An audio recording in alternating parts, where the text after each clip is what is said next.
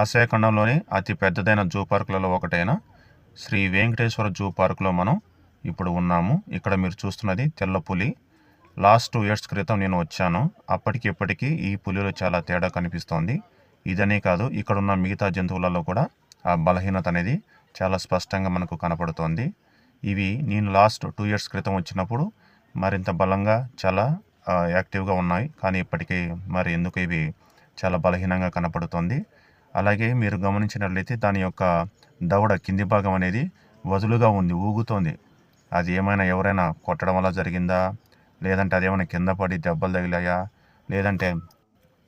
లేదంటే కింద ఏదైనా ఆహారం తీసుకునేటప్పుడు రాయి దెబ్బ తగిలి బలంగా రాయితిని కొరకటం వల్ల ఏమైనా దాని యొక్క క్రింది భాగం దవడ భాగం దెబ్బ తిన్నదని తెలియదు. కానీ కింది భాగం అయితే చాలా బాగా వదులుగా ఊగుతోంది. ఆ పెద్ద పులి యొక్క కింది దవడ భాగం, ఆ తెల్ల పులి యొక్క కింది దవడ భాగం మీరు కూడా గమనించవచ్చు.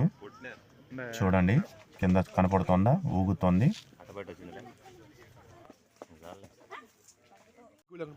ఇక్కడ మనకు జూ పార్క్లో ప్రతి ఒక్క పక్షి దగ్గర, అలాగే ప్రతి జంతువు యొక్క స్టాల్ దగ్గర మనకి మమ్మల్ని అడాప్ట్ చేసుకోండి అని మనకు బోర్డులు కనపడతాయి కదా.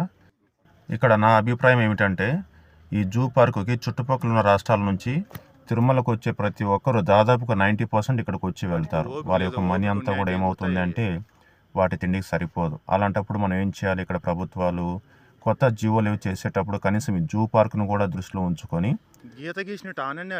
సినిమాల హీరోల దగ్గర 100 కోట్లు అలాగే ఉంటున్నాయి కదా, ప్రతి సినిమాకి 100 కోట్లు వస్తూ ఉంటుంది. కనుక కొత్త సినిమా రిలీజ్ చేసేటప్పుడు వారి యొక్క రెమ్యునరేషన్ నుంచి 1% ఈ జూ పార్క్ కేటాయించాల్సిందిగా ఒక కొత్త జీవో తీసుకొస్తే వాళ్ళకు వచ్చే నష్టం ఏమీ లేదు. ఎందుకంటే వారి యొక్క నెల జీతం ఇక్కడున్న జంతువులన్నీ కూడా సంవత్సరం పాటు ఆరోగ్యంగా జీవించడానికి ఉపయోగపడుతుంది. ఈ రకమైన ఆలోచన చేసే ప్రభుత్వాలు హీరోల దగ్గర నుంచి వారి యొక్క రెమ్యునరేషన్ 1% ఈ జూ పార్కు కేటాయించవలసిందిగా ఏదైనా చట్టం తీసుకొస్తే బాగుంటుంది. మీరేమంటారు? కామెంట్ రూపంలో తెలియచేయండి.